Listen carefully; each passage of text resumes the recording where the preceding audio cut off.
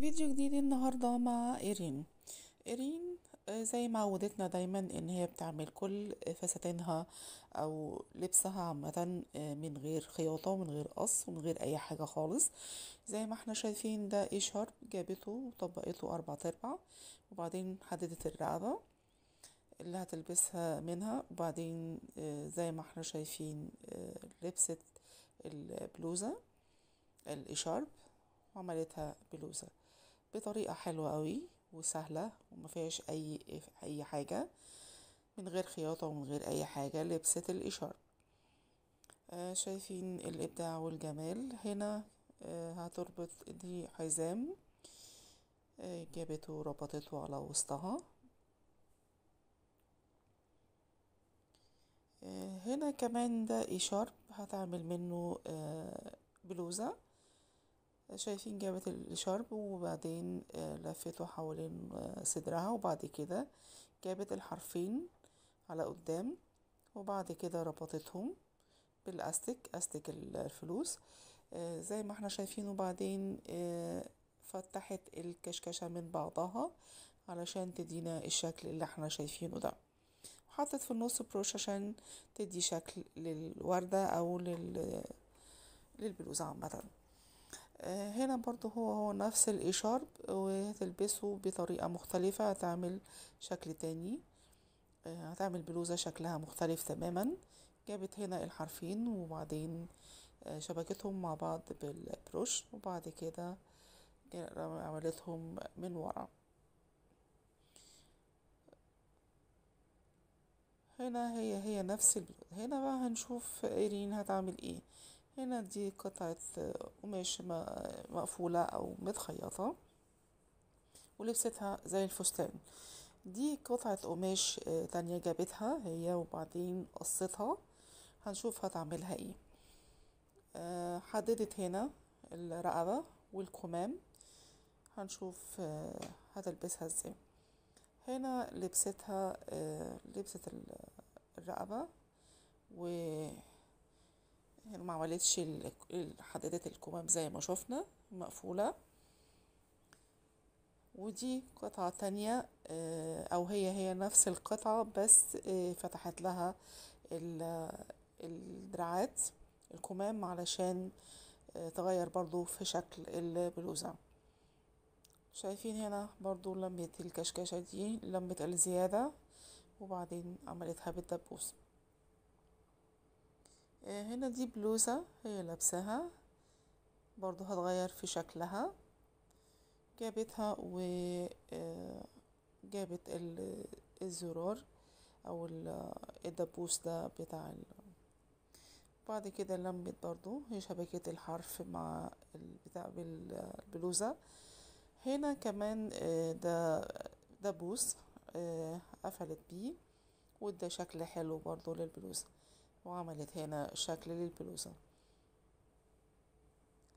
ما تنسوش بقى لو الفيديو عجبكم ما تنسونيش بلايك وشير وسبسكرايب عشان وتفعلوا زر الجرس عشان يوصلكم مني كل جديد. تمام. هنا حطت وردة وحطت هنا رباط عشان تغير برضو في شكلها. الوردة اديتها شكل جمالي.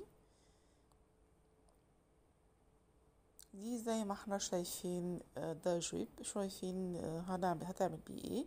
تعالوا مع بعض بقى نشوف إيرين هتعمل ايه. لبستها وعملتها بلوزة. شايفين لبست الجيب وهتعمله بلوزة.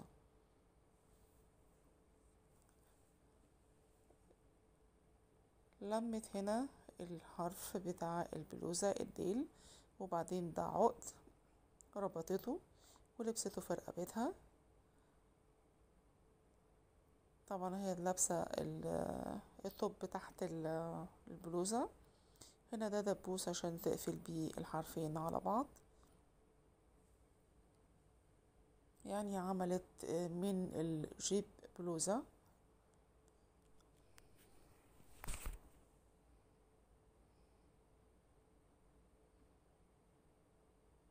هنا برضو عملتها بشكل تاني مختلف، كشكشتها زي ما احنا شايفين، وبعدين لبست عليها الحزام. دي قطعة قماش 150. هنشوف هنا هتعملها ايه. 150 في 190، ده مقاس القماش. اللون الازرق جميل قوي. جابت هنا دبوس، وبرضو شبكة الحرفين مع بعض على الكم، على الكتف سوري، وبعدين لمت الزيادة. خدت برضو هنا، قفلت من الجنب وسابت الحرفين مفتوحين. عملت هنا شكل للبلوزة، وبعدين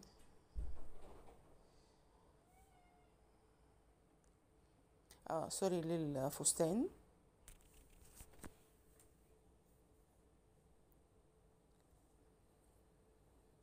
هنا قطعة قماش 50 في 150. هنشوف هتعمل بيها ايه. انا جابت وحددت الرقبة.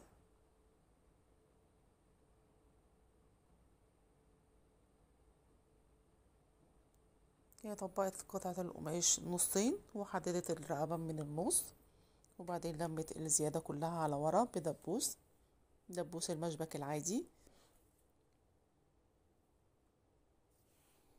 وعملت فستان شكله رائع.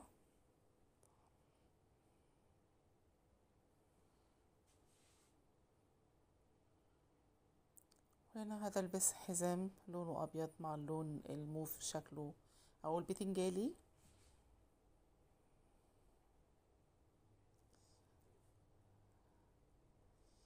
هنا دي بلوزة هي قلعتها، هنشوف هتعمل بيها ايه.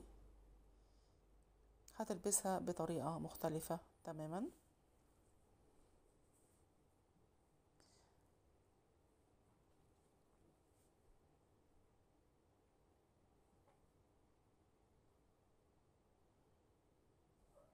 هنا لبستها، شايفين عكستها ازاي ولبستها ازاي. جابت اللي تحت فوق ولبستها، وبعدين قلبتها على ورا،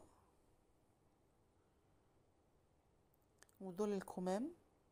جابت الكمين من قدام وقفلتهم مع بعض، وبعدين ربطتهم بدبوس، قفلتهم مع بعض بدبوس.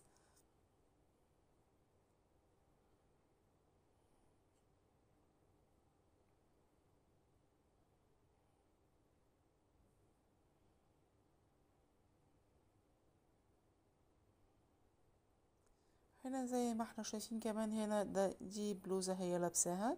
دي قطعة زي ما احنا شايفين قماش وبتكشكيشة ومعمولة بشكل حلو. وبعد كده حطيتها على البلوزة، غيرت شكل البلوزة بيها تماما، وحطت دبوس مشبك عشان تقفل بيه، عشان تمسك بيها، يعني من غير خياطة ومن غير إبرة، من غير أي حاجة. غيرت في شكل البلوزة. ده برضو شكل تاني، شكل وردة بس كبيرة شوية، وشكل مختلف عن الشكل الأولاني. يعني انت ممكن تلبسيها بطريقتين. هنا ده الجاكيت. دي برضو هنا قطعة حلية لبستها على الجاكيت، وغيرت شكل الجاكيت.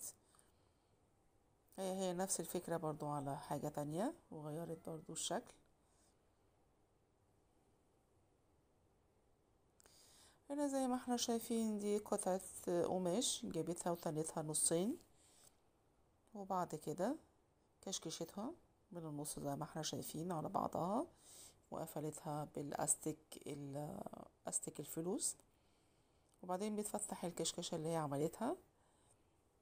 شايفين لبستها وعملت وعملت بلورو، زي بلورو للفستان اللي هي لابساه. هنا بتغير الشكل. جابت الوردة اللي هي عاملاها او الشكل اللي هي عاملاه في البلوزة في البلورو، جابته من قدام، يعني لبسته مرة من ورا من الخلف ومرة من قدام.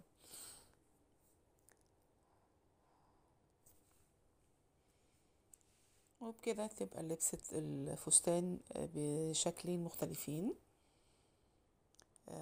هنا ده عرض ازياء لإيرين. طبعا كلنا عارفين ان إيرين عندها محل ملابس وبتعرض ملابسها.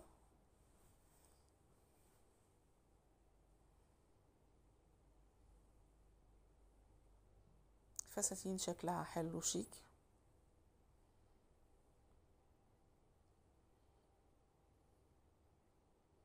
الالوان حلوة.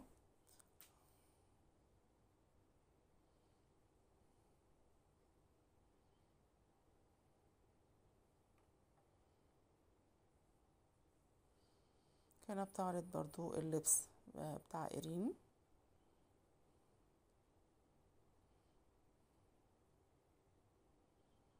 فستان حلو.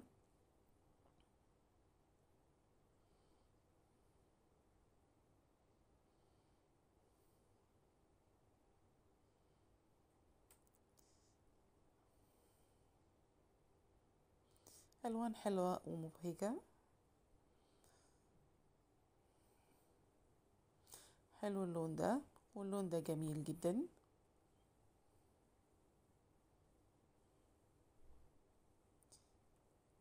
شايفين الألوان وجمالها.